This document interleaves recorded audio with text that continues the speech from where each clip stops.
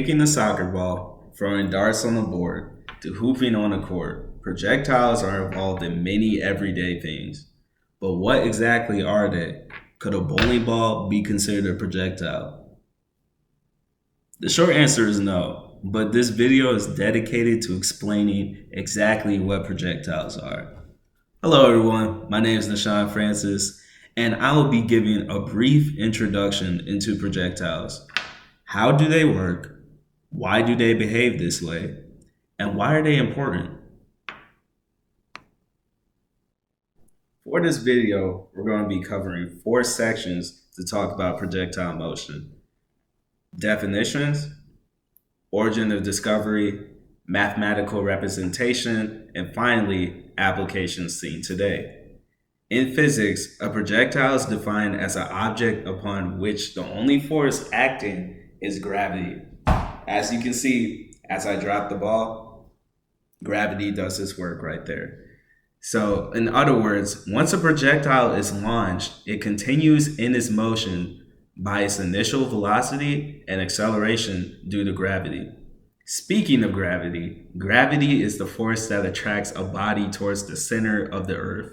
Although we cannot see gravity, Earth's gravity has been quantified as 9.81 meters per second squared through tests and studies conducted over time. The existence of projectiles can be traced throughout history, from stones, artillery and ammunition, to now sporting balls. The initial study of projectile motion came from Galileo during the Renaissance period, where he discovered that projectiles travel in a parabolic motion. So in math, parabolas are represented in the general form y equals x squared, where as x values increase, the y value can be traced as such as the ball goes to the top and goes back down in a similar manner to its first half. So Galileo discovered this by using the inclined planes on a table with varying initial heights and speeds, as well as inking a bronze ball to chart a projectile's motion. So if I were to recreate his findings today, I would take this same ball, have it covered in some sort of substance to track it, let it roll off the table, and I would be able to chart my findings. A projectile's mathematical representation is broken into 2 components, airtime and initial conditions. The airtime is the amount of time the projectile is airborne before it hits the ground, while initial conditions are the varying launch angles and velocities subjected to the projectile. Within the initial conditions of a projectile, we can find initial position and initial velocity vectors with its respective horizontal and vertical components. For projectiles, we'll be assuming no air resistance to further simplify things. So the horizontal velocity of a projectile is calculated by multiplying its initial velocity with the cosine of the projectile's launch angle. After launch, the horizontal velocity is treated as a constant where it does not change until impact. As for the vertical velocity of projectiles, it's found by multiplying its initial velocity with the sine of the projectile's launch angle. After launch, the vertical velocity over time decreases until it hits 0 and then regains speed as it falls down due to gravity.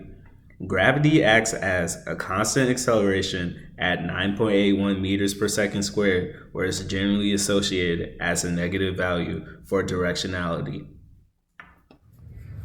So to give a visual representation of projectile motion, I have a parabola set up with the general form y equals x squared. So as a projectile travels, as x increases, it's going to go over the arch until it reaches its peak point right here. At this point, the vertical velocity is going to equal 0. So we represent this as Vy to represent the vertical equals 0 at this point. So this is the point where gravity overtakes the projectile's velocity and it starts its downward descent towards the bottom. So there's also one other thing we need to cover about projectile motion, being the initial launch.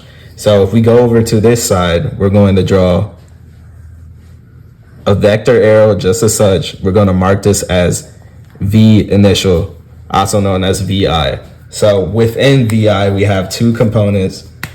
We have the horizontal initial velocity, VIX, and then we also have the vertical initial velocity, VIY.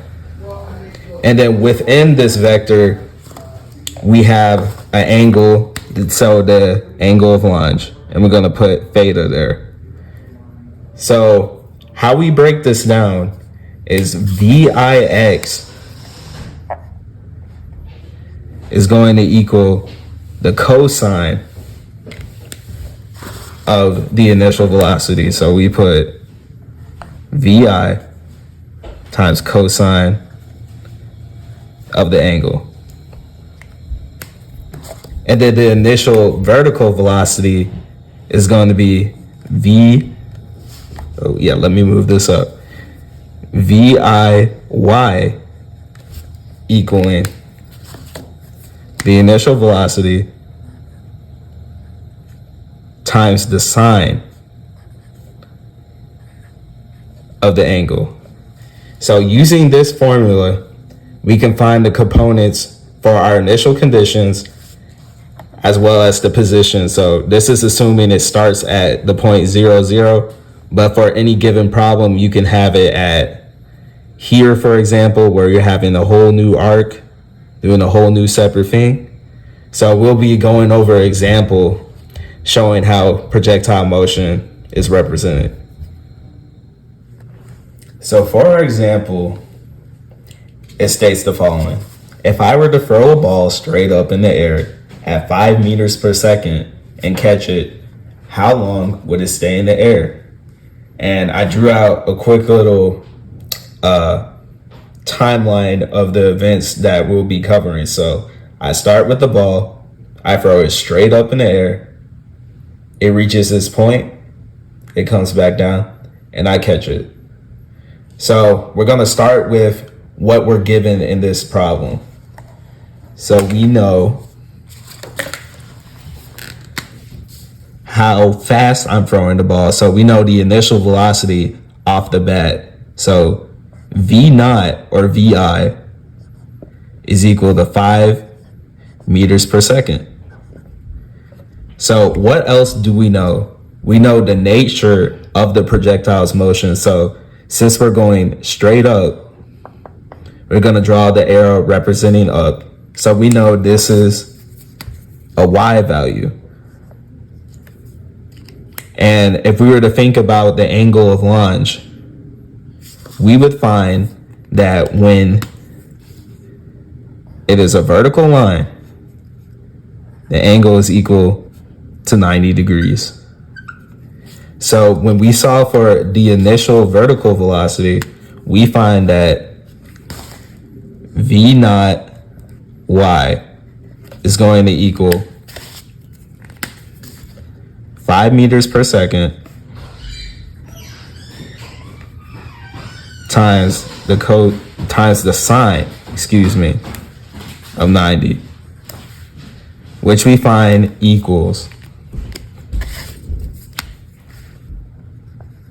5 meters per second going in the upwards direction, because sine of 90 degrees is exactly 1. Secondly, we're going to ask, what are we even looking for? So now that we have the initial velocity, the question that we need to answer is, how long does it stay in the air? Or exactly what's the time it takes for the ball? What's the ball's air time? So we're looking for T. So T, we don't know. So how do we figure this out? Well, let me erase the board real quick. Make some space so we have a little bit more of the room to show our thought process.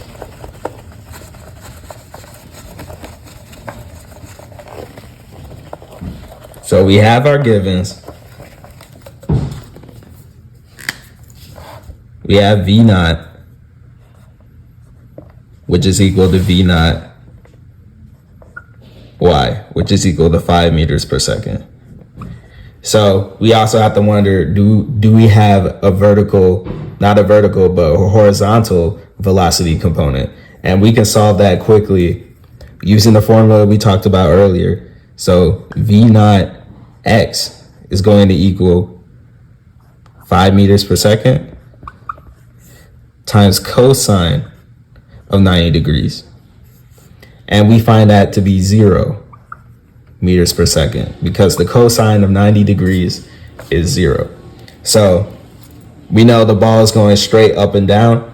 That might seem obvious for some of our viewers, but it's important to know how that is mathematically represented. So knowing that we're looking for time, so time is unknown. So what about a parabola can we use to solve this problem? We know the ball goes straight up and down, so it's going up and it's going down. But if we remember, at some point, Vy has to equal 0 once it reaches its peak. So we're going to use that information to solve for t. Now that we know how to find time, we need to use a mathematical representation to show how we can get there. So we're actually going to set Vy equal to V naught vertical times t plus gt squared. So this formula represents the vertical velocity over time for the projectile. So let me write that down, vertical velocity for the projectile. So now that we're going to put the values in, we're looking for the time where the velocity is 0, so, or at its peak. So we're going to write 0 meters per second as we add units.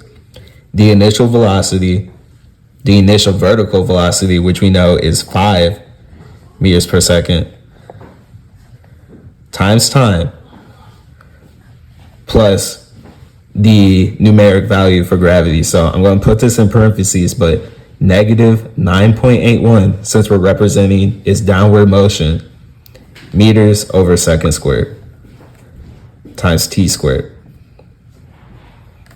So this is now looking like a quadratic formula, or quadratic problem rather. So we're going to solve for t, and that will help us determine how much time it takes for it to reach its peak. So when the ball, as we remember, reaches the top before it descends.